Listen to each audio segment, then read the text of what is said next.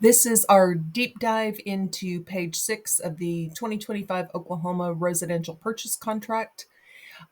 So starting up at the top, again, property identifier, then we're going to see the choice of law and forum. That's just saying any disputes that arise from this contract are going to be held in the county in which the property is located and governed by the laws in the state of Oklahoma.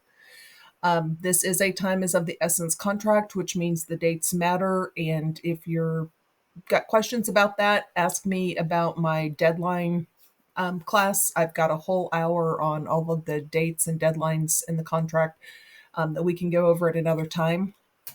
And then it breaks down what happens if the seller breaches the contract and what happens if the buyer breaches the contract and what remedies they have going forward if one party or the other decides not to follow through. Incurred expenses and release of earnest money. This is just saying that all the expenses that are incurred, on behalf of the buyer's responsible for. Any expenses incurred on behalf of the seller is responsible for, and those expenses shall not be paid out of earnest money. And then it goes over how earnest money is to be released. If the brokerage holds the earnest money, if a brokerage has an escrow, then the broker can make the decision after 30 days if none of the other remedies are hit. If a title company holds it, though, it can sit there indefinitely if we can't come through either a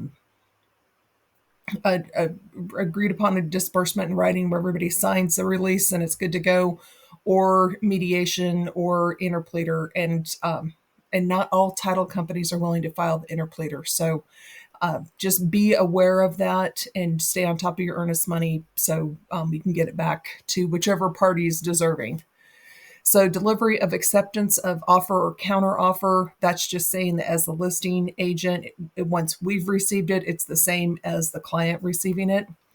And then non-foreign seller and the buyer affidavit, this is just has to do with residency, that the seller is not subject to FERPTA and that the buyer is either a resident of the state of Oklahoma or they are working toward becoming a resident, or their business, if they buy it through an LLC, is legal in the state of Oklahoma.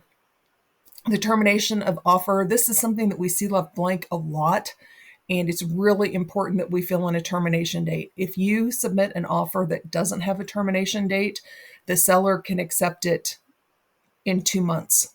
And you don't want to have the buyer on the hook for a contract. They may be already under contract with another property or may have even purchased another property. And now all of a sudden they've got this other purchase contract that's in place. So always, always, always put a termination date and time on your offers just to protect your buyer.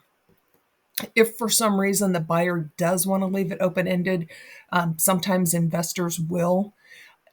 If they do find another property, make sure that you send a written notice that you're rescinding this offer and it's no longer in play. So almost done, guys, just one more page.